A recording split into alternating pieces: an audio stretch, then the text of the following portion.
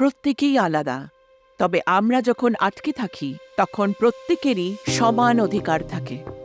এমন কিছু বিষয় রয়েছে যেগুলো আপনাকে আপনার প্রাপ্য অধিকার পাওয়া থেকে বঞ্চিত করতে পারে।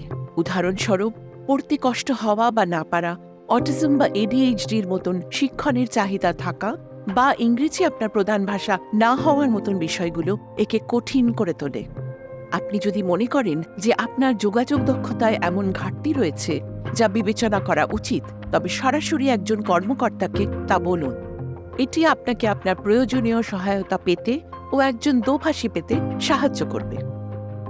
যদি শিশু বা বয়স্ক আত্মীয়র মতো এমন কোনো লোক থাকে যাদের দায়িত্ব কেবলমাত্র আপনার উপর, তবে একজন পুলিশ কর্মকর্তাকে সরাসরি তা জানান, যেন তাদের সেবা যত্নের বন্দোবস্ত করা যায়।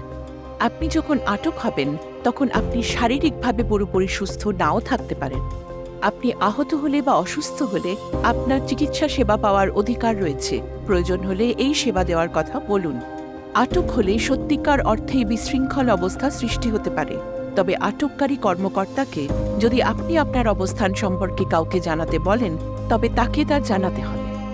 সম্ভবত সবচেয়ে গুরুত্বপূর্ণ বিষয় হল আপনার আইনি পরামর্শ পাওয়ার অধিকার। পুলিশ আপনাকে জেরা করার পূর্বে স্টেশনের ডিউটি সলিসিটরের সাথে আপনার কথা বলার অধিকার রয়েছে, যিনি বিনামূল্যে আপনার প্রতিনিধিত্ব করবেন, অথবা আপনার নিজস্ব আইনজীবী যদি থাকে। আপনার যদি কিছুই না থাকে, তবে এই কাজটি করুন।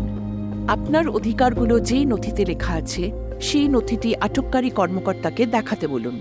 আটক থাকাকালীন আপনার সাথে যেন কোনো অন্যায় না করা হয় তা নিশ্চিত করতে এটি সহায়তা করবে।